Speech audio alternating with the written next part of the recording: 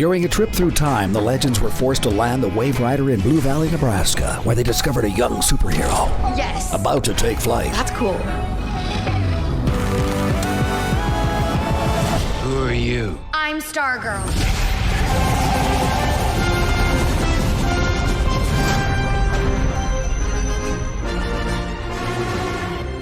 Hello, Legendaires. Welcome back to tomorrow's JSA Legends. We are covering the first season of Stargirl, and I am the newly inducted member, Flash. And I am the running for president, Harley Quinn. Oh, look at you, just wanting to take over and lead the pack already. Absolutely. It's just what I do.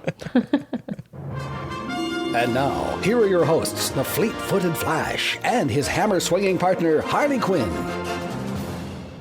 So, maybe people didn't hear it, or maybe they haven't been able to figure it out, but I did say a couple episodes ago that there was a mistake in our first 4 episodes of Stargirl coverage, and it has now been fixed, and I put it out there to our listeners to see if they were going to notice, and Harley did figure it out. She told me off air, and she was right. So I want to know. It's a little game, guys. See if you can figure out what I changed. What did we have wrong the first 4 episodes? Yeah, send us some feedback or Facebook it or tweet us. I don't know. Let us know. We're curious if you figured it out. Yeah, exactly. All right, so we are here for episode 6, The Justice Society. Let's get right into your impressions and rating. All right. I gave this one 8.5 amateur superheroes in over their heads. Weren't they just? Oh, just a little. All right, so there we go. We finally got back to some action after the new Justice Society, I guess, or the beginning of it. I don't know. Question mark on that is sort of reestablished. Courtney's just doing her thing, just recruiting some people, just giving out artifacts here and there. Why not? Mm-hmm. But to be fair, they gave the villains a run for their money in this episode, but I don't think they ever could have beat them if Pat hadn't basically shown up and scared the villains off or warned them off or whatever it was. So I'm hoping the rest of the season really continues to pick up from here, because I feel like this may have been like the catalyst of, we got all the setup done, now we can just get off and running. So I don't know. I'm excited. What about you? Yeah, I'm totally with you. I'm right there with your excitement and everything. But, we didn't hear from Gideon. Like, did you forget about us, Gideon? What's going on? Bollocks. Oh, okay. She's there. She's there. She's working through her issues. She must not have been paying attention. So I'm with you there. I'm actually going up a little bit higher than you. I'm giving this one a 9 yards to the end zone. Because yes, we got right back on track with this episode, and yes, I'm giving a soundtrack backdrop to my rating here. I didn't know this was an option. Punch we got. What's that? I didn't know this soundtrack was an option. Very cool. All right, sorry, keep going. There you go. We got a 1-2 punch. Just amazing. Like, the rookie heroes getting their lights punched out in their first mission together. This finally should wake them up and shake them out of that teenagers know everything attitude and realize that they are out of their league right now. But man, what a great way to kick off this episode with just this music. It got your energy pumping. And Mortal Kombat, as soon as you hear that, who doesn't want to go get in a fight and just like, yeah, let's do this? Yeah. And it got me excited. So I really did enjoy this episode. So yeah. Yeah, me too. It was good. I enjoyed it. It really picked it up. So super exciting. Mm-hmm. And the reason I said 9 yards to the end zone is because this one, it was so good. It was almost a touchdown. They almost got it all right. There's a couple of things in this one, but we're going to talk about it. We'll talk about it. All right. So did you notice this was the first episode that starts without a flashback here? I only noticed it when you said that. I had to think back and going, yeah, you're right. So I thought that was kind of interesting. I think I literally said in our last episode, oh, we're going to start everything with a flashback. And of course, because I said that, we don't. So I guess they ended that streak for a little bit. It's all your fault. I know, I shouldn't have said anything. But what I found interesting about this introduction, and almost for just a minute. Had me feeling a little bit for this woman quarterback, right? I mean, I think everyone's a bit threatened by having her there, and I was like, come on, guys, put your male ego aside. Like, she's good if she's your best chance. Who cares if she's a girl? It doesn't matter. So I was kind of like, I don't know. I was kind of for like half a second, like, yeah, that's right, parents. You go tell that guy. And then they murdered him. So, well, yeah, like it's unheard of. Even now, even today in the real world, girls don't play football. They can't play football with the guys. It's not allowed. So this is really testing those waters, you know, with the situation in the world right now with equality and all that stuff that's happening. This is really hitting a true story right now. And if it made me wonder about this girl, it made me wonder, well, why is she the quarterback? Does she have powers? Is she using something to get her to that point to be able to lead this football team? Because we don't see that in the real world. So I'm kind of curious that, you know, what her story was. And then when you saw who her parents were, and I mean, we kind of knew, I guess we should have known already who her parents were, but we don't know the background of them. We didn't know that Crusher had powers of any kind. We didn't know what he was. So it just all kind of came together really quickly in those few opening moments. And you're like, whoa, okay, so she can play quarterback. This is going to be awesome. And I mean, she showed the guys what's what for sure. It was great. And then we find out her name is Artemis. yes. And I was like, Artemis? Could that be the Artemis that we know from the Justice League cartoon, the one that I recognize a lot, which is the Green Arrow sidekick Archer? I wonder if this is, because we haven't seen this girl do anything yet. We don't know if she has a part to play in any of this, or maybe this is the role that she's going to take on. I wonder if she's going to be the Archer, if this is the same Artemis. So I don't know, but I feel like that's a very interesting name to have, especially in a comic book show. So that stuck out to me as well, that her name was Artemis, and she's a quarterback, so she's got good accuracy. So see, yeah. I was feeling that too. And then, yeah, like you said, they go after the coach later, and we'll get into that. But I mean, to end the opening sequence with a baseball bat to the face, holy crap! What a great yet violent and shocking start. Yeah, my jaw just hit the ground. Like, wow, they just did that. Yeah. And then you see the Stargirl logo. It's like, okay. And then, you know, Patty beside me, she's like, I hope the show isn't going all dark and twisted now. Oh, yeah, that's a good point. So, I mean, I don't know that it is, but yeah, this certainly had some darker aspects to this episode. Like you said, well, let's get into what they've done to the coach. They definitely kill him, because I think we end up cutting to them like digging his grave, and come to find out he's not the only one. No, he's the third coach they tried scaring to do what they want, and the third one that they killed. So obviously the coaches aren't taking notice. And you saw this guy standing up. Oh, I've dealt with parents like you before. And sure enough, they, wow. And they enjoyed doing it too. Like they're smiling, having a good time.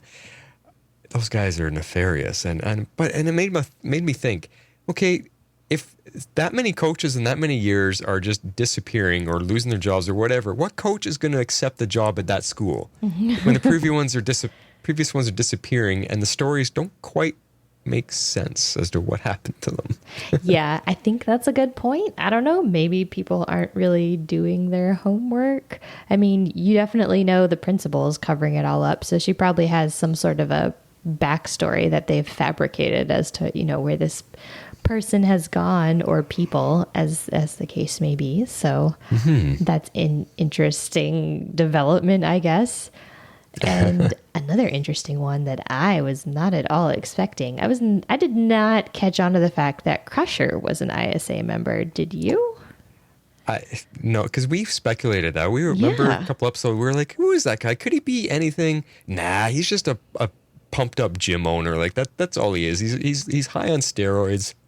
You know, he's a musclehead, and we didn't think anything of it, but he turns out to be this super creepy and evil person alongside his wife, which I think her name was Paula. Is that what her name came out to be? I believe it's Paula Brooks. Yes. Yeah, and they're both really nasty, and because all we've seen of him so far is when he's pestering Pat to eat properly and work out. So we're just Biff, whatever. We just didn't take him seriously. And then this side of him was a complete flip, a complete 180 flip, because he's suddenly angry and he's mean and he's like, yeah, I want to hurt people and loving it. Like, holy crap, the two of them together are nasty and they're creepy. Whew, watch out for them. Like this show is really building some excellent bad guys that we have not had on any of the other shows, especially not this many of them together. I know. It's pretty crazy and pretty exciting. I mean, these guys would give our other characters a run for their money. If they had to face Oliver, if they had to face Barry or Supergirl, like these are worthwhile villains for those guys, let alone a team of teenagers that don't know what the heck's going on yet. Oh my gosh, yeah, that are just sort of doing their own thing. Oh yeah, totally. Totally. So, and then they also confirmed in all the stuff we were witnessing, they confirmed that Grundy did do it. He smashed the car. Okay, I think he smashed Denise's car. Mm-hmm. Okay, I think I missed that. So, what can you kind of go through that scene? Do you recall it enough offhand? No, I don't remember it exactly. I just wrote the note down. They confirmed it. Grundy did do it. So I think it was just them talking about, they just said something like, oh, let's get Grundy after them, or let's get, there was something in there about him. Okay. And I was like, aha. Yeah, I think at the end of last episode, we were pretty like, Grundy did it. But yeah, this probably super confirms it. So, okay. Well, good to know. Yeah. Now, I was so excited that Icicle was back for this one. Yes. As soon as we seen him, I was like, yes, he's there, because he's laying in bed and he's sleeping. And I wanted to check with you, because I'll give Patty Spivot the credit here. She noticed it before I did, and I had to rewind it. Did you hear that while he was sleeping, you could hear what he was hearing in his own head in his dream? You could hear the hospital heart monitor beeping and then going flatline. And that was him reliving the moment he lost his wife. Because when the beeping stopped, when it flatlined, that's what woke him up. Oh, interesting. I did not catch that. I was just more watching the scene and noticing that he puts his hand out looking for his wife, who's been dead for many years. Yes, he's reaching for her because he was just dreaming about her and she was gone. So go back and rewatch that scene, because it's faint, but you'll hear it beeping and then you hear it flatline. And when it flatlines, that's when he opens his eyes and he reaches for her. Okay, interesting. Plus, he was breathing out cold air as he exhaled. Oh, well, which is cool. Yeah, he does sometimes do that if it's unconscious, like if he's super emotional, right? Well, that's what I'm unsure of. I don't know if does he breathe like that all the time? Is he continually cold on the inside? Or is that when he's not in control of it, he shows the cold breath? I don't know. So we'll have to see. I don't know. I feel like it's when he's not in control, but that's just my feeling. Well, that's good air conditioning at night in the summer times, eh? Yes, that's a good point. I don't think he's hurting for money, but it sounds like he doesn't have to worry about that bill very much either. No. That's so funny. Yeah, go rewatch that episode and it'll connect a couple of things for you, which really it's building depth for Icicle even more. Oh yeah. And we'll talk more about him as we go through this, but just even that little bit gives him a little bit more depth, because it shows how much he misses his wife. He's still dreaming about her, however many years later this is, because it is quite a few years. He's still dreaming about her. He's not ready to let go of her yet. Yeah, he's giving the Reverse Flash a run for his money in my favorite villain category of the DC universe. He's excellent. I really like top for me was always Eobard Thawne and also Slade Wilson from Arrow. You cannot forget season 2, which I forgot to mention a couple episodes ago. You can't forget season 2, Slade Wilson, good old Deathstroke, because Manu Bennett was the best part of Arrow that's ever happened. So he was great. And now we've got Icicle. That's the 1, 2, 3. Holy cow. Yeah, he's really good. Really good. So we'll see if by the end of the season, if he ends up being number 1. Yeah, I know. Let's find out. I don't know. I guess we'll see. All right. So I just have to say, I got this one. Pat was totally waiting in her room with all the stuff spread out on the bed. Yep. I was You like, did. nailed it. As soon as I saw her fly in on her staff and climb through the window, I was like, oh, he is sitting there in the dark. Yes. Yeah, they totally set up the way she's crawling in so slowly and the room is all dark. Yeah. Yeah. I mean, it's the only way. That's the only way that was going to work, right? So I just wanted to mention that. But so I'm really glad that she actually comes clean to Pat, because continuing to try and keep the secrets, it doesn't work well. So at least when she's confronted, she's probably because she's on the younger side, and where she's 15, she doesn't try to continue covering up and continue keeping the secrets. Like, she was very clearly caught in the act. So she brings Pat like up to speed with what she's learned. So I like that. But wow, this was an extremely awkward conversation. It really it really felt like dad coming down hard on you. Like, I am just so disappointed in you. It was very, very teenage, I shall say. It was good, but very teenager. So. Well, for me, like, on the contrary, like, for me, I was going, yes, Pat, like, way to be strict with her. Lay down the law. Give her what's what, because she needed that firm hand to finally listen for once. Like, it's about time, because she is actually kind of annoying with her little teenage attitude that doesn't want to listen, and she doesn't want to take advice, and she thinks she knows better than everyone. And that drives me crazy. So I was happy for Pat there. Yes, lay down the law. This is what it is. This is our home. You're still a kid. You have to listen to me. But it doesn't work. Later on, no. Not fully, but it keeps coming around. So, I mean, that's just part of her character development, right? So it's part of her character development, and he's got to keep trying, and I support him in that. Totally. And then, like what you're alluding to, I mean, Courtney, she does decide to listen to him and go try to get some of the gear back. Because that's what he said. You must go get everything back and do it right away. But I don't think she's going to be able to get the gear back, because I don't think she has the nerve to ask for it when she sees how much these things mean to their loser friends. And I'm calling them losers because basically they are. All of them have no life, no friends, and they now have found something that gives them meaning, something that makes them feel special by having these gadgets or whatever. Yeah. But it's also their attitude that I found a bit annoying, because they were talking about like that belongs to them. It's theirs. You can't take it back. This is mine. And I thought, that's not yours either. Like, it doesn't belong to you. So I was like going back and forth with this. I was like, because I was really happy with, what this was doing for them. Yes. It's given them a purpose, given them something to be happy about for a change. And yet it still really isn't theirs. So it's an interesting whole sequence of events there with that. It was really interesting, yeah, because I found myself doing a little back and forth as well. But you also kind of have to think, like, just playing devil's advocate a little bit. I mean, this stuff did choose them, right? It doesn't necessarily work for, I don't think anyone that puts on the Wildcat suit it would work for, would it? I mean, we've sort of been led to believe that the artifacts choose the person. Yes, so far, yeah. So. I mean, yeah, it's still Courtney stole them and handed them out. So it's just a process of it where, I think if Pat was more involved, because he was the one that was in charge of taking care of all that stuff. So I think if Pat was the one that said, "Hey, this is calling to you. You now can use it," then that would be more okay. This is mine to take care of now.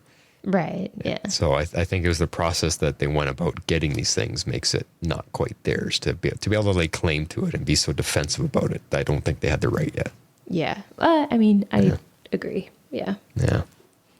But it was funny with Beth. I mean, this episode, Beth didn't annoy me. She was getting annoying the last couple, but this time I really enjoyed her. And I like that she has a friend in Chuck, like her and Chuck. And I was a little bit confused. Is Chuck the goggles, or is Chuck the personality of Dr. Mid-Nite, who is now in the goggles? Both. Okay. Because the goggles is that's like the AI. It's the AI that's who she calls Dr. Chuck. Mid-Nite created. Yeah. But Dr. Mid-Nite's name isn't Chuck, was it? Or Charles, or what? It was Charles McNider. And yes, okay. And so she was, and when he asked, like, what voice do you want? She's like, I think she said something like, your voice is fine, or maybe something like that. And he said, do you want me to speak in first person or third person? And she said third person. And so she kind of interacts with him as I if don't remember that. he's another person. Okay. Yeah, it was. Okay, so it's him essentially, just programmed version of him. Essentially, yeah. Okay. Anyway, I found it fun that the two of them are getting along and they're kind of friends, and so she's getting to now be a little bit more herself and can open up a little bit. Plus, we were speculating last episode, is she a member or is it they're just letting her go along with it for now? But she, by this episode, definitely seemed like they've accepted her in as a member of the JSA. Yeah, I don't think they really had a choice, but they did give her a costume, so there's that. No. Yeah. Okay, so this conversation, there's this conversation between Rick and Pat, and it was really uncomfortable at points. I mean, it was kind of the same thing where Pat's trying to explain to Rick and explain to him about the powers and about his dad, and just trying to encourage him, I guess, to like be a better person. And so I was kind of like starting to feel for him, because the things that like Rick says back to him, I was like, ooh, that's kind of rough, like I think Pat's heart is totally in the right place, but clearly no one respects him because he was like just a sidekick. You know what I mean? Yeah. So I feel for him in that regard. Yeah, there was definitely some harsh words there. Again, teenagers thinking they know better and have that attitude these days. They can get away with saying stuff like that when we were never allowed to say things like that. So I know. All these teenagers need some slaps across the heads, I tell you. But he may not have respect for Pat, but not right away. But what I have a feeling of is that Pat's words are eventually going to get through to Rick. And I have a feeling Pat's going to end up being more like a father figure to Pat or to Rick, because Rick's never had that.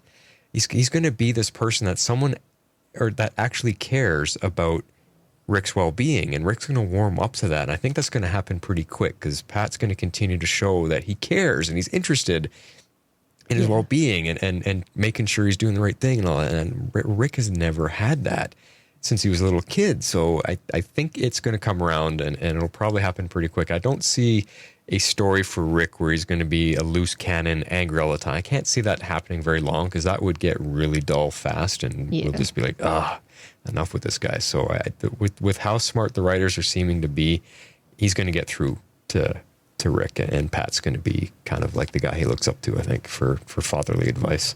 Yeah. I mean, I think that would definitely be cool for sure. I would like to see that. Rick needs someone like that anyways. All right, so we finally figured out who, I keep calling him Colonel Sanders. I can't for the life of me remember this guy's actual name. We figured out who he is. I was it's Stephen was his first name. Mayor, I can't remember his last name. He's the mayor, but Stephen is what they call him. Stephen, yeah. I just keep calling him Colonel Sanders, because that's all I can think of whenever he opens his mouth. But he's the gambler. Who knew? I was trying to figure out how he's all connected into this, and so now we've figured out who he is. He has 0 physical abilities. He's a strategist and a hacker. Apparently wanted for conspiracy and murder. But he, I think, is the first one we've seen, I guess, aside from the Fiddler, that doesn't have like a meta-type ability. So he's just a dude. He's a smart dude. Yeah. And it's funny you said you called him Colonel Sanders, because I was going to say, I even wrote in my notes, he looks way too much like the Kentucky Fried Chicken mascot. And to me, it's his look, not never mind his voice or whatever. He just as soon as he walks on screen, I'm like, oh my God, it's Colonel Sanders. Look at him. Like, geez, it's super silly, but yeah. He's also the arch nemesis of Chuck, because they're both masters of tech. Oh, right. Good point. Yeah, that's what they said. But the gambler, they said, is the master of probability. And that's why we see him with all his programs. You can see that he's gambling, air quotes, on horse racing, football, baseball, hockey. There was all kinds of stuff going, cards, everything was in there. So, it was neat to see. So he's just a master of putting all that. So he must be super rich if he can figure all that stuff out and play the odds or whatever. I'm guessing he's got a lot of money. I'm guessing they all have a lot of money. Yeah, that's his thing. And that, just a funny side note, again, it seems like these shows, every time they want to show football footage, they can't afford NFL. So it was a CFL clip, which is the Canadian Football League up here, because I recognized my Toronto Argonauts in the clip. I was like, again, it must cost nothing to get the CFL footage from up here. It must not. That's pretty funny. So funny. All right. Well, while we're on the subject of the ISA, it seems to me like Jordan is the only member who's actually a good parent, minus his whole plot to take over the world. But I kind of like that about him. Also, you get this touching scene with him and Cameron at the diner. Cameron blows out the cake. Was his breath frosty? I don't really want him to be a villain.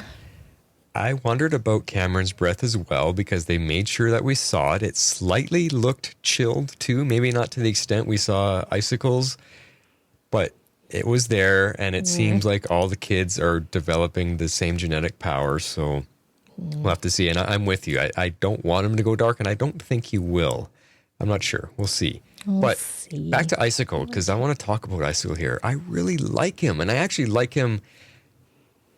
Like, he's not that bad of a human being. He's a good dad. He takes care of his family. He's an upstanding citizen. He just wants to make the world better.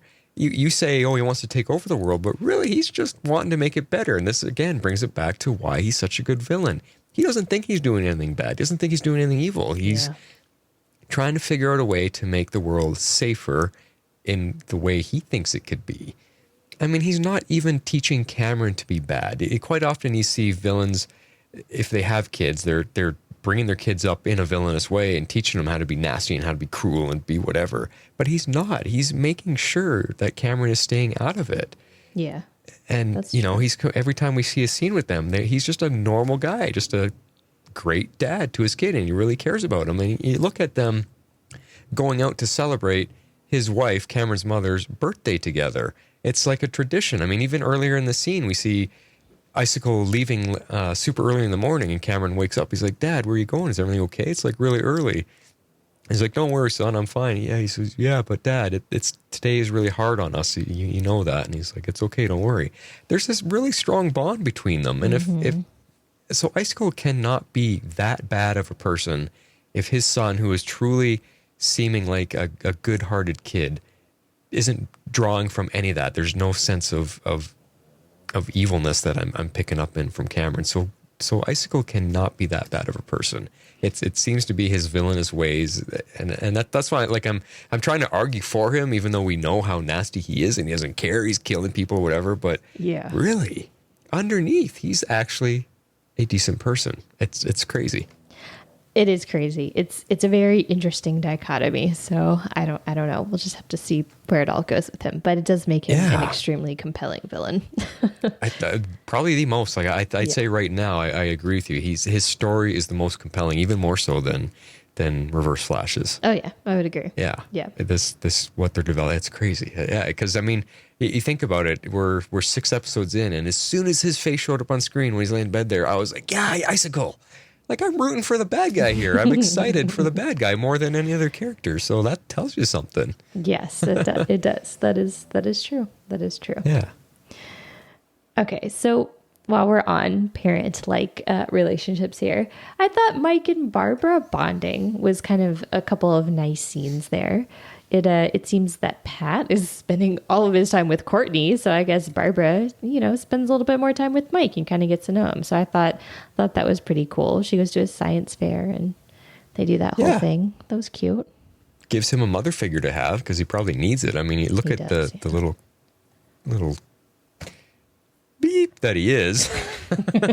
I mean, I think he needs a mom in his life. He needs to get a bit of sensitivity. He needs to get a bit of compassion for that only a mother can give, So, well, I think more than anything right now, he probably just needs some attention because it doesn't seem like his dad's around very much since he's spending all of his time trying to keep Courtney out of trouble. Mm-hmm. Yeah, exactly. So, oh dear. All right. Well, before we hop into the action completely, I picked up on a cool nod. They gave us the code at the communications facility that our new team members are about to break into. And it was 1941. Fun fact, the JSA first appeared in All-Star Comics number 3 in winter of 1940 and 1941. So I figured that meant something. Yeah, me too. So I immediately looked it up. I was like, 1941. I bet that's when they first appeared. So I confirmed it. Makes sense. Yes. All right. So now our team, now that they've set themselves this mission, they're convinced it's the gambler. They're convinced it's going to be easy, right? We already know who's really going to be at that facility, but they don't. So as soon as they kind of go in and the first thing they see is a dead guard, I'm hoping that it's starting to clue them in about like the stakes that are at play. It's not all fun and games. Like playing superhero is a serious life and death business, and they're 15 years old. At least on this show it is. I mean, name any of the other superhero shows where people are dying every single episode. Good point. Yeah, Arrow season 1, but... Yeah, well, I mean, Oliver's just killing, but the fact that the bad guys are killing people, we didn't even see that really that often. Yeah, that's a good point. So... this should wake them up a bit, you would hope, because they all looked pretty shocked and stunned and, looking at all the blood on the ground. It's like, yeah, guess what, guys? This isn't child's play. Yeah, it's not. So I really hope that would kind of, I don't know, sober them up a little bit, clue them in a little bit as to what's going on. Because we know that, we just learned their names, Sportsmaster. Wow, that name is so on the nose. It's not even funny. Hilarious. And Tigress are the ones that are at the facility. It's not the gambler. His signal was there because he was the one hacking everything, but he's not going to be physically there. I mean, he's the hacker. He's the hacker. Really, of course he's going to mask his signal. Duh. Come on. Like, did they really think that he was really going to be there? No. So, of course, they get to test out their powers, which is cool, but, they've run into Sportsmaster and Tigress, who aren't novices, but I guess it's better that it wasn't like Brainwave or Icicle. But at least no one was killed. So I guess that's about all I can say about this first mission.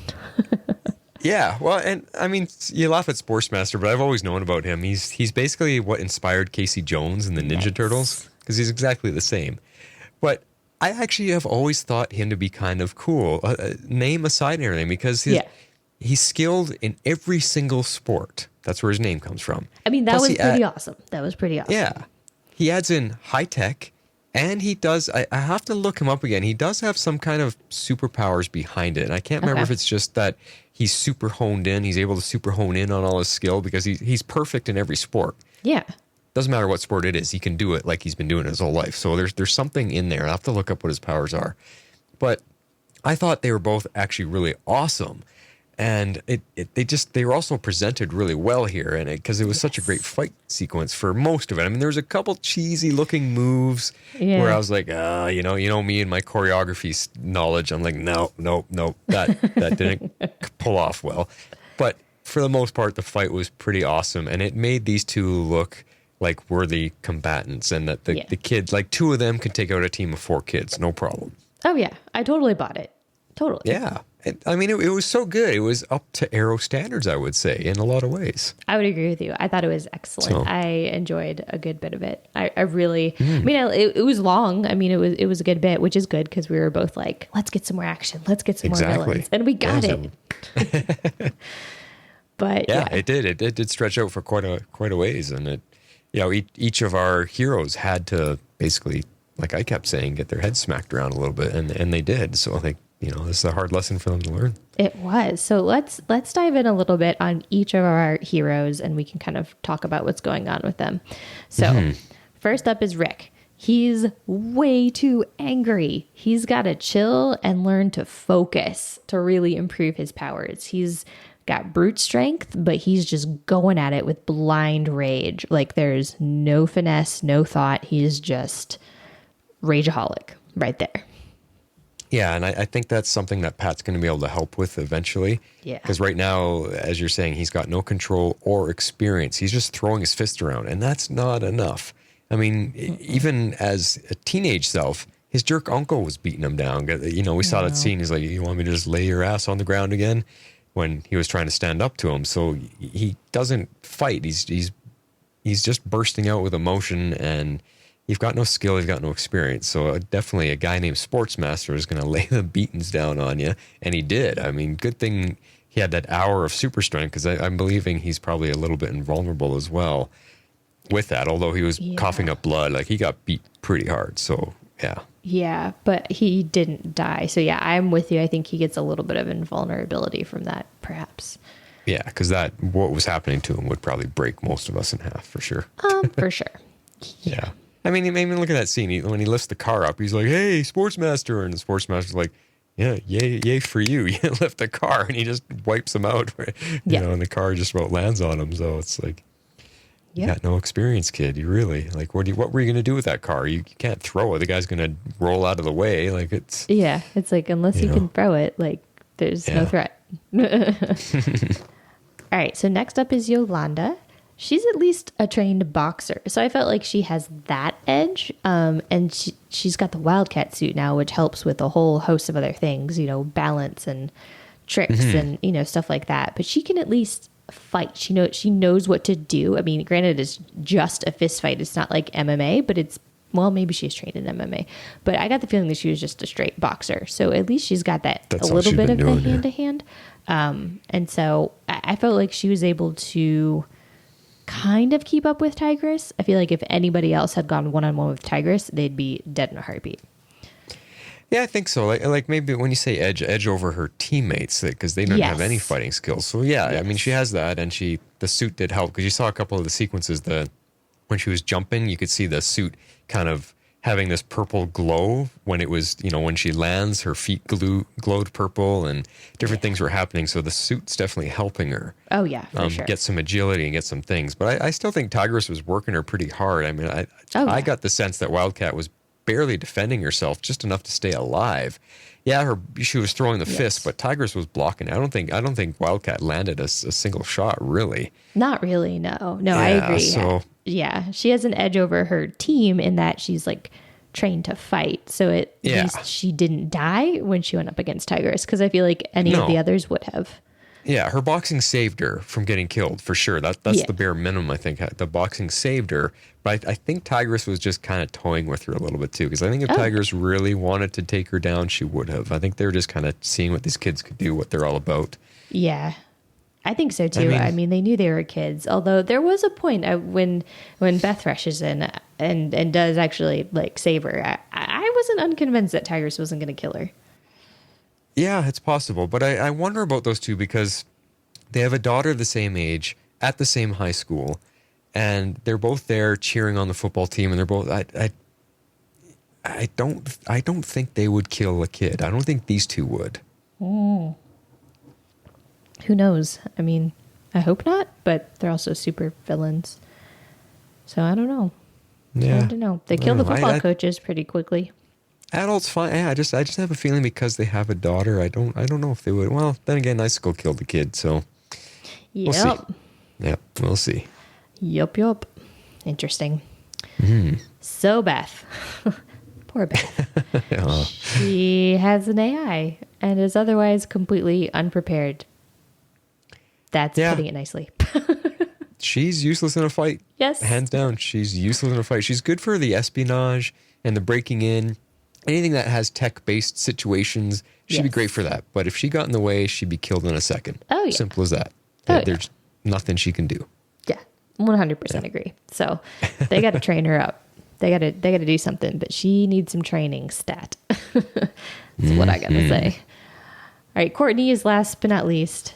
She has at least practiced a good bit with the staff. Her gymnastics give her a little bit of an edge. The staff 100% gives her an edge because it's got a mind of its own and it sort of does a lot of things. So I felt like she was holding her own the most, but again, kind of barely. And that's only because she's done a few things with the staff. She's used the staff more than once, as opposed to some of these other people that haven't used their stuff at all. Like Rick, first time he's tried out his powers, you know? Yeah, well, the staff definitely does all the work anyway. I think together they can create some combo moves and figure out a fight system, because, you know, she's using gymnastics. That's the skill she has. Yeah. And the staff, we see that working with her in conjunction with the type of moves that she can do. So I think once they build a fighting system together, she'll be pretty good. But right now the staff is doing most of the work, because if she gets hit, there's nothing protecting her. Nope. You know, so. Nope. But I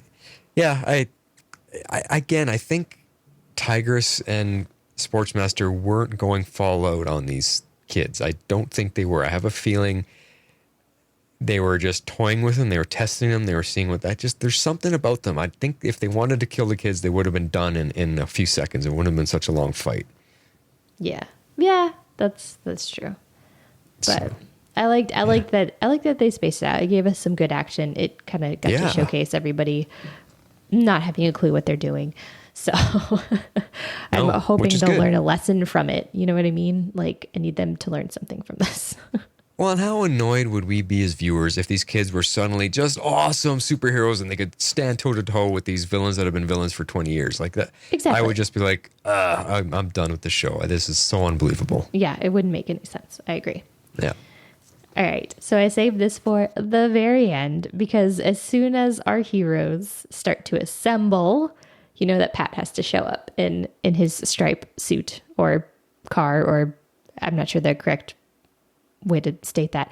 But yes, I was like, here we go. We have the whole team assembled. There we have finally got to our promo picture.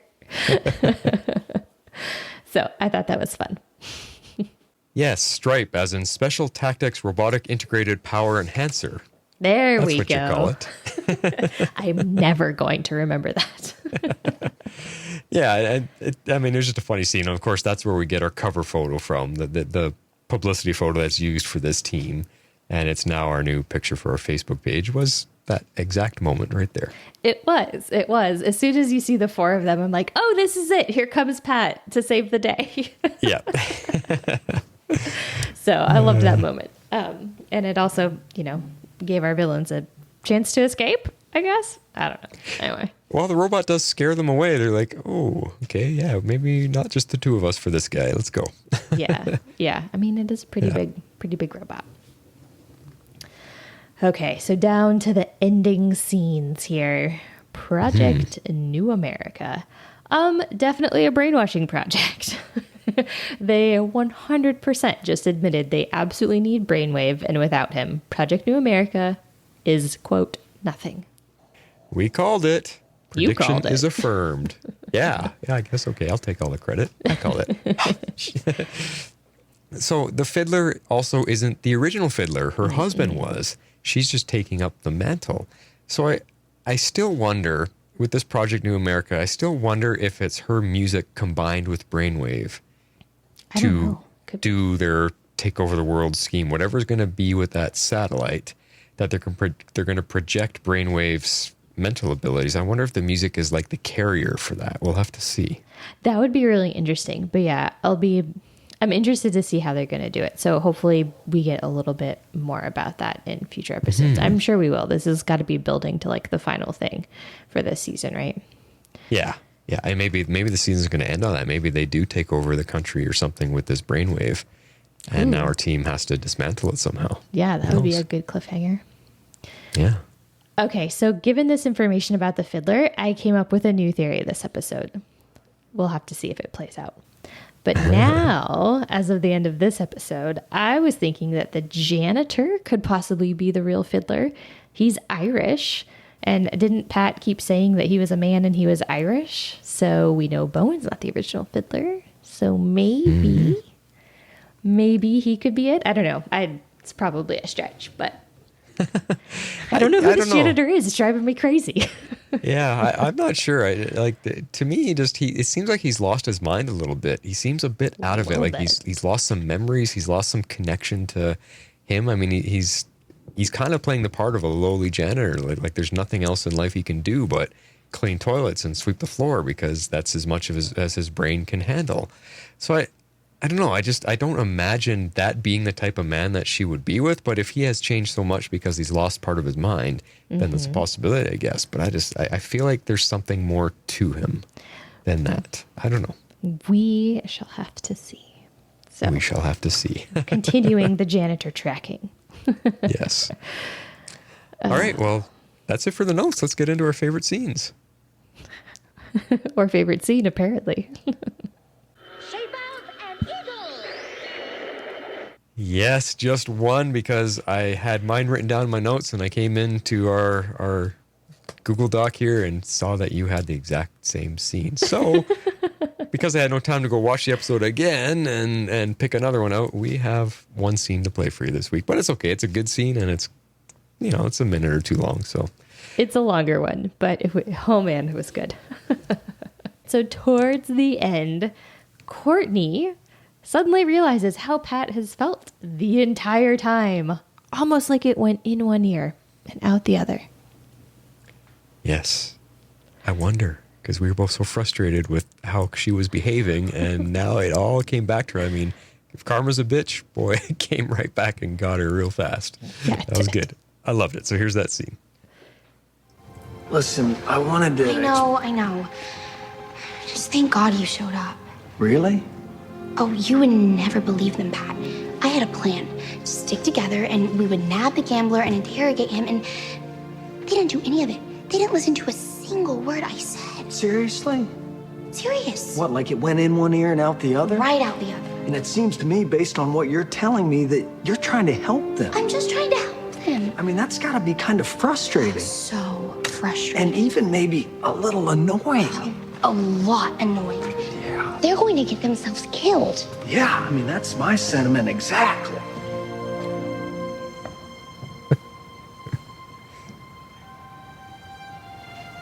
I see what you did there. Yeah. Feel for you. I guess we got lucky tonight. Well, I mean, luck will only get you so far, Court. You need training. Pat played that so well. He had her hook, line, and sinker. It was awesome. It was so good. I loved it. Well, let's see what our listeners thought. It is time for feedback. Feedback. Planetary powers, activate! All right. And I am very excited about this one, Jess, because we have a new feedbacker, someone brand new to our show. Yay! And she goes by the name of Abby Frisco, but when I read through her email at the end, she decided to call herself Dreamweaver. So, Ooh, I Dreamweaver. Yeah, here we go. She says, "Hello, Flash and Harley.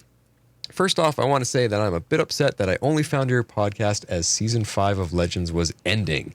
I've been watching the Arrowverse shows for years, and I'm a huge comic book fan, and can't believe I'm only now finding all the accompanying podcasts. Better late than never, I guess. Since all the shows halted production and the hiatus for each show is now longer due to COVID, I've been rewatching all of the earlier seasons of pretty much every Arrowverse show to fill the time, and can't believe how many things have happened that I had totally forgotten about. I just started rewatching Season 2 of Legends and their brief stint with the GSA, so seeing that in conjunction with Stargirl's take on the original members and now a teenage revamped version of the GSA is pretty interesting. Anyway, I've been binging a bunch of older podcast episodes to get myself familiar with you and the format, and have finally caught up, just in time to join in the Stargirl conversation." Wow. Okay, that is such a cool and fun intro. Dreamweaver, we're very happy and excited. We were talking off air after we read this, and we're like, geez, how many episodes did she go back and listen to? If you found us in Season 5 of Legends, and you've been rewatching all these old ones, and you just said you rewatched Season 2, did you go way back to listen to our old podcast? Because me and Harley are like, oh God, those early seasons are so embarrassing. Yes, they are. So I'm curious how far back you went. Yeah, we're so curious, but we are so glad that you found us. I know Tomorrow's Legends, sometimes it's tough when people search for DC's Legends of Tomorrow podcast. Ours doesn't come up right away because our name is basically reversed. So you gotta, the fact that you could find us is great. So we appreciate that, and we appreciate your dedication all of a sudden, and apparent excitement. So yeah, great to have you on. So now I'm going to read your email. So she just says, "So on to my actual feedback of the episode. I'm going to give it 8 chocolate volcanoes out of 10. Harley, looks like you were right about Pat just sitting in Courtney's room waiting for her to come home for the lecture. All he needed was to be stroking the dog in the corner for the full effect." Finally, we got another good fight scene, and we got to see Courtney's gymnastic abilities come into play. Sportsmaster looked awesome. He looked just like his comic book counterpart. Tigress's outfit was a bit hokey to me, but her and Wildcat fighting, feline puns and all, was cool. Yes. Yeah, no, Sportsmaster, they did bang on. It was awesome. Even his portrayal was good. Nice. I wonder what will become of Artemis Crock. I'm wondering if they will eventually make her a member of the JSA, or if she'll be encouraged to become part of the teenage version of the Injustice Society, since her parents are Sportsmaster and Tigress, and the other children of the villains are starting to show their powers, as well as possible conflicting loyalties. In the comics, she's been both hero and villain.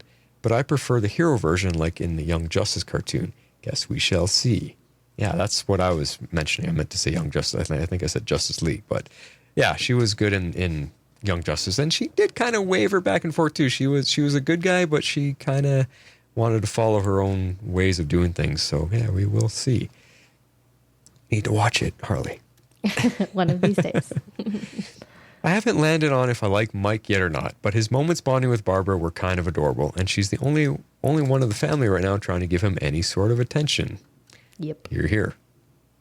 We got Icicle back this episode and some interesting emotional beats with him and Cameron.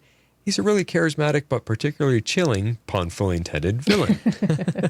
They are really doing a good job setting up how menacing the Injustice Society is, especially when you consider the new JSA is all inexperienced teenagers. Yes, exactly. I've also personally been a fan of how they've been digging into the history of the original JSA members with the flashbacks, even if they are brief, while also setting up and creating a new modern version of them all. I have a bit of a feeling these flashbacks may culminate in the lead up to the battle we saw in the pilot that killed all the original members in tandem with the present JSA finally confronting the Injustice Society and their big plan in the finale. That would be pretty cool in my opinion and would remind me of Arrow as well. That'd be interesting. So you think the flashbacks we're getting are going to continue building up to the final fight that we saw in the beginning, the premiere? That's cool. Very Arrow-like for sure. Yeah, some of them have taken place before and some after, and it's hard to kind of piece them together, but there's definitely a progression with them for sure.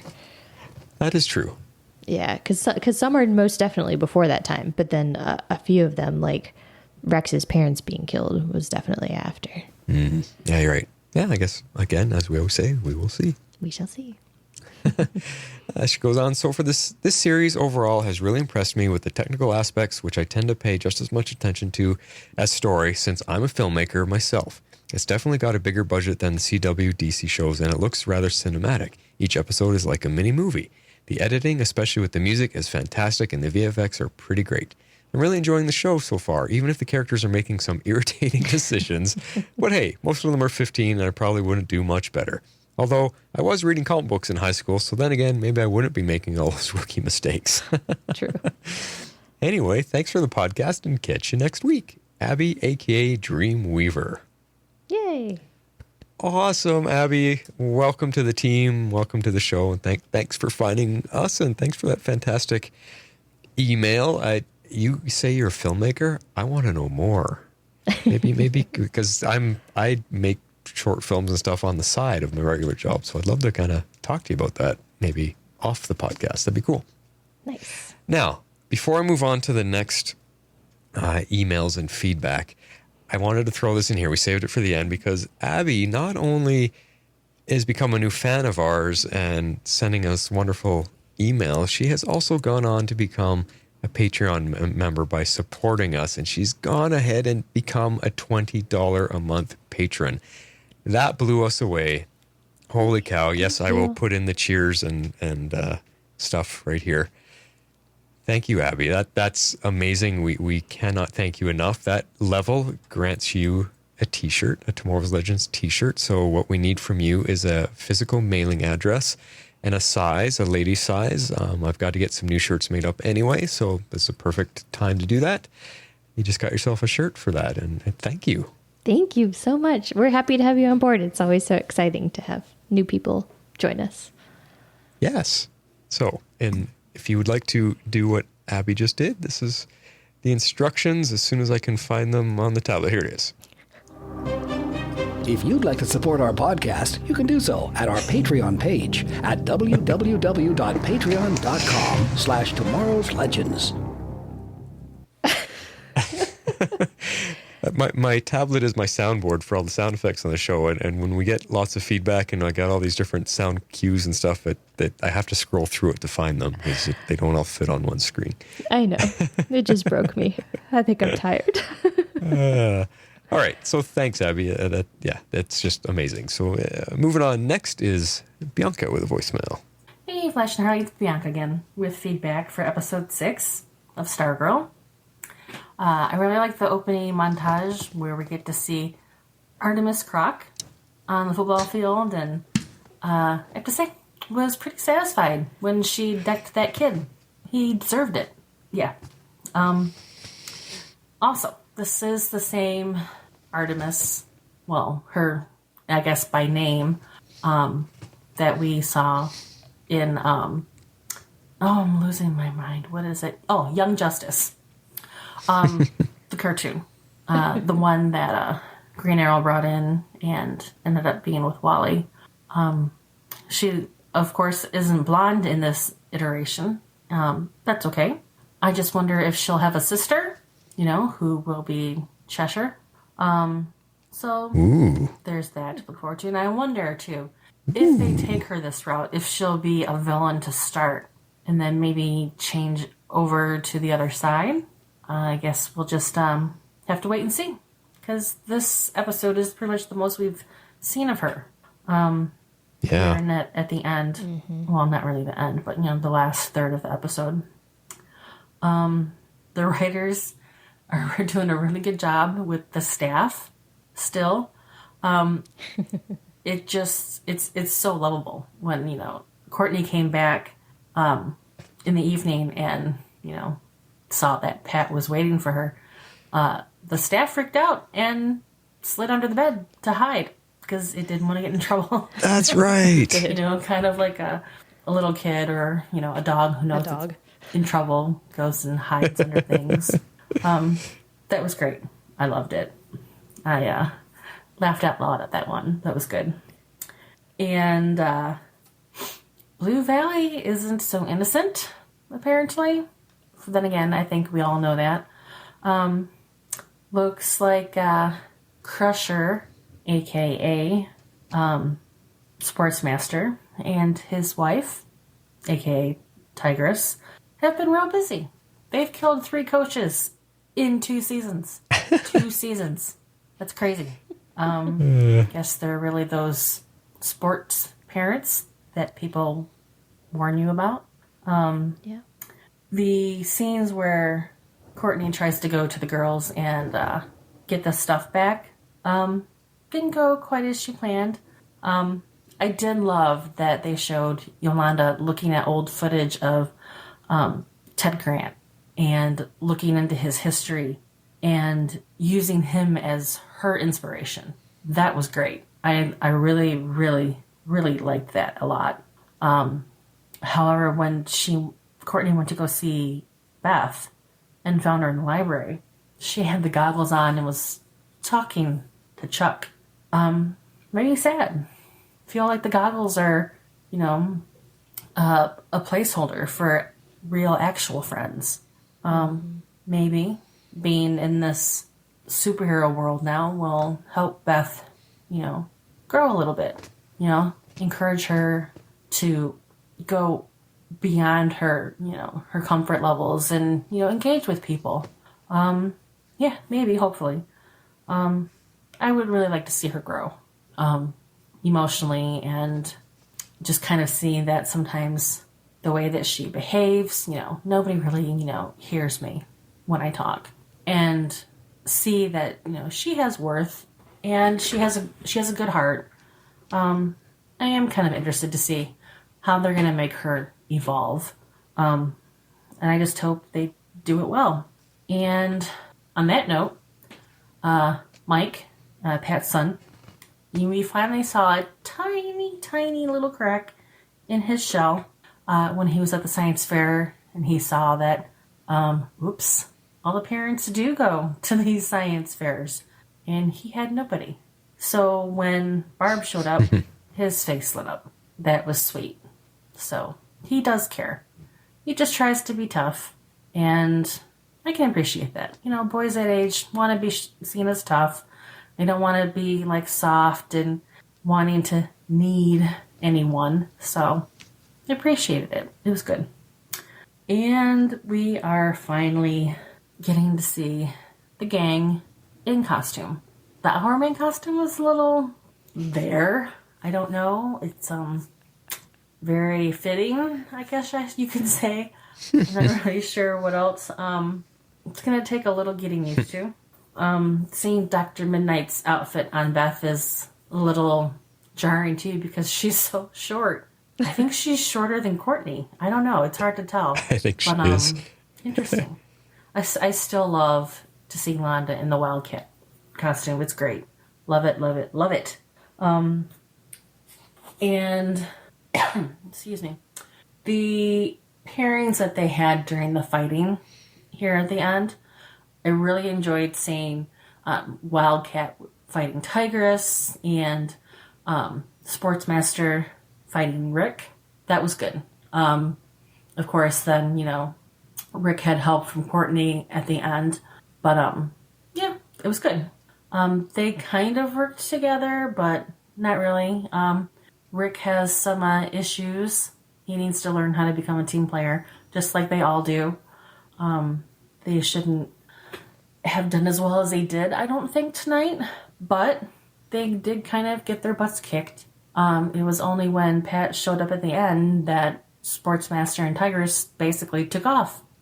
So yeah, they survived, and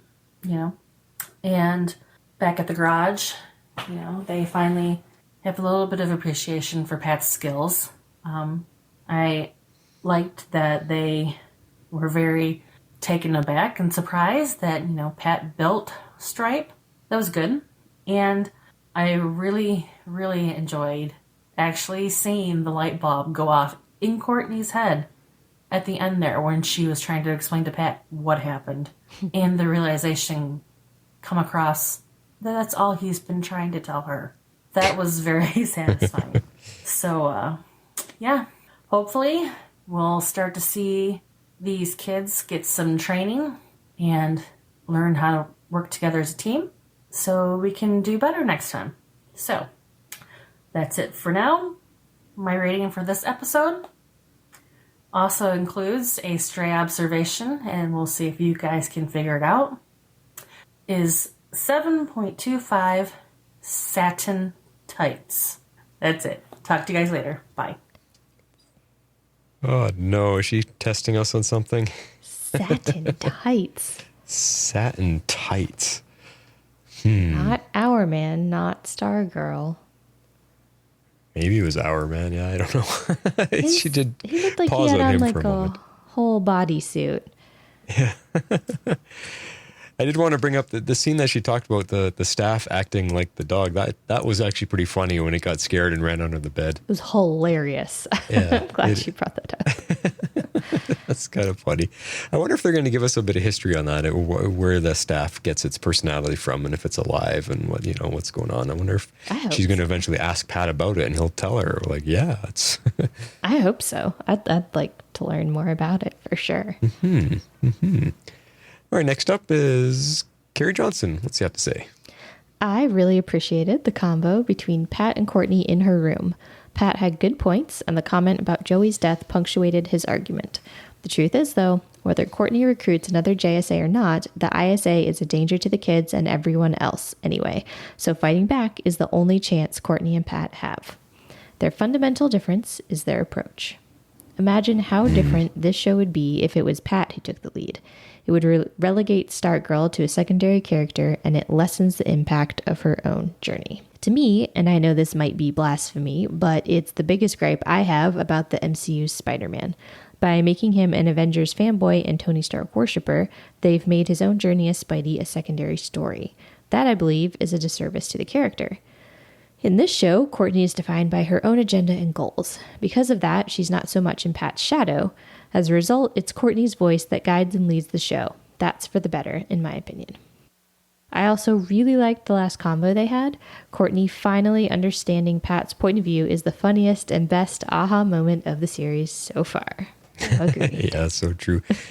Interesting what he says about Spider-Man. I guess, yeah, the way the MCU has handled his story, it's changed because in the comics, I mean, Spider-Man has no heroes that he looks up to. He does it because he couldn't save his Uncle Ben. And so it is interesting how they've changed all that. Although, I mean, they got the right guy playing him now, and he does really pull it off well. So I can brush aside his Tony Stark fandom. But anyway. On to stray observations.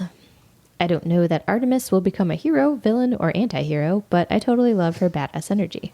Also, never turn your back on Artemis. Good point. 3 minutes in, and someone is killed. Blue Valley's body count surpasses Metropolis and Gotham, and those cities have millions more people. Yeah, no So true. You guys called it. Pat waiting for court in a darkened bedroom. He kind of almost had the villainous chair turn. Totally. Almost, yeah.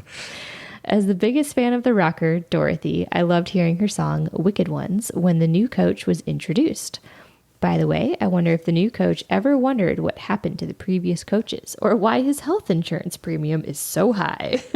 See? Carrie gets it. That's funny. About a month ago, after seeing Tigress's costume and how exposed she is, I tweeted that since she has no powers, she might regret a less tactical outfit in battle against Wildcat. The actress who plays her responded, or is she just very, very confident? Oh, that's cool. Oh, way to go, Carrie. Got a response from the actress. Cool. That's awesome. She was totally right. That duo that is Sportsmaster and Tigress is pretty damn dynamic. Yeah, you got that right. It was important to the narrative that the new JSA get their arses handed to them initially so they can appreciate the value of teamwork. Speaking of teamwork, it was nice to see Barbara and Mike have a moment at the science fair. How narratively dramatic would it be if ultimately the show pits Pat and Court against Mike and Barbara? Yes, I'm hoping for that, actually. Things would be dicey. It might come, yeah, you're right. Yeah. Icicle Jr. Frost Breath was pretty cool blowing out the candle. So do they both know he has powers or nah?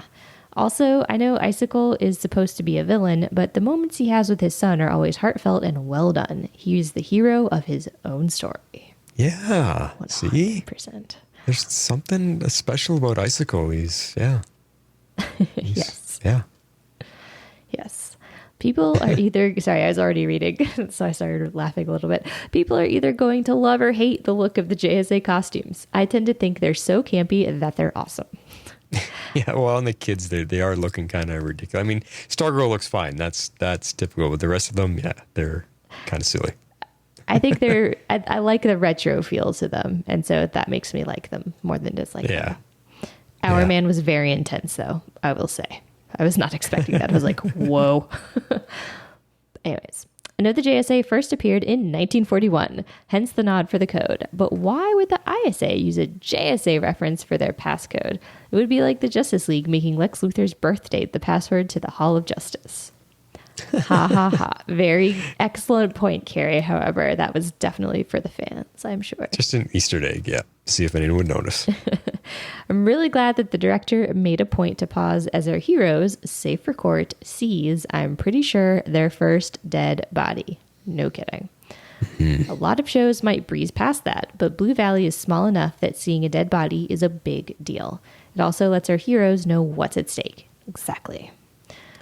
Well, yeah, and not to mention that that's the first death that's been discovered by someone that's not going to have it covered up. Because, I mean, look at the ISA. They've been killing people left and right. Nobody seems to notice. Yep. Good point. Good point. All right. I love this episode. I give it 9 Sportsmaster baseballs to the face out of 10. Yeah, that movie did with the baseballs when he fired 3 of them off with his bat, and they're all like trick shots. That was so cool, the way they came flying at him. And, you know, just watching Sportsmaster do his thing, I'm like, man, they really, really choreographed him well and made it look believable and legit. Like, this guy can do this stuff. It was cool. They did. Yes, he was very, very well done. I enjoyed his effects as well. Awesome, Carrie. Next up is X-Force 11. Hello, legends, and welcome to the Golden Age with Stargirl Episode 6, The Justice Society. So, Pat discovers the Green Lantern, and this is a spin on the Green Lantern. This is the Golden Age one used by the original Green Lantern, who then became known as Sentinel. I'm not sure in this universe if he was known as Sentinel or if he was still Green Lantern. Maybe the next generation one will be named Sentinel. But we have our 4 heroes teaming up forming the Justice Society and going out and facing directly Sportsmaster and Tigress and indirectly the Gambler, and they get their collective butts handed to them. But thank goodness Pat and Stripe are able to come in and save the day. We get a great scene with Courtney and Pat at the end where Courtney is going through exactly what Pat's been trying to preach to her and realizing it, and you have truly a Justice Society being formed. I'm loving it. Can't wait to see what's next. All right, X-Force 11 is out. I think you should make a t-shirt out of that. Getting our collective butts handed to us. Yeah, that was That's good. such a great term, Jeff. So funny, so funny. I think we picked the right favorite scene for this one. Everybody mentioned it. Everybody did. That's because it was the best scene. Yeah, exactly. Awesome, guys. Thank you all for your fantastic feedback. As always, if you'd like to join the show like these fine folks, just listen to this. If you would like to be a part of the show, you can send in your feedback to tomorrowslegends@gmail.com. That's spelled with one R. You can also reach us on Twitter at tomorrowslegends, also with one R. We'd love you to join our Facebook page at facebook.com/groups/tomorrowslegends and become part of the community.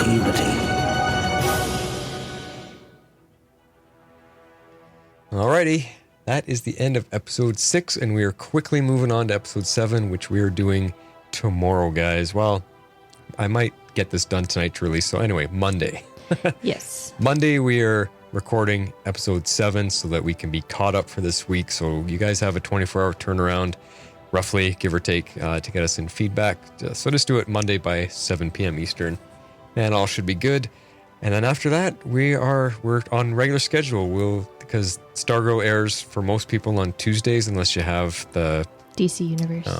The DC Universe membership, which it airs on Monday. But anyway, most of you are watching on Tuesday, I believe. So that means you get 48 hours to watch, send in feedback, and we record Thursday nights. And that'll be the schedule going forth after Monday. Yep. Yeah. Oh, we're finally caught up. This has been a whirlwind. Just about. One Just more. about. We're doing night back-to-back nights here, so yeah, just about. But then yeah, it'll seem strange because we're gonna be like, oh, we gotta record. Oh no, we don't. We got a week off. Dang it. Well, I know. What am I going to do with all this newfound time? Maybe I should spend time with my family. Exactly. All right, guys. Well, we'll talk to you tomorrow. This is the Flash signing off. And this is Harley Quinn. I'm out. Tomorrow's Legends is not affiliated with CBS, Warner Brothers, or the CW. We're a fan-made podcast for entertainment purposes only and are part of the Cybercast Network.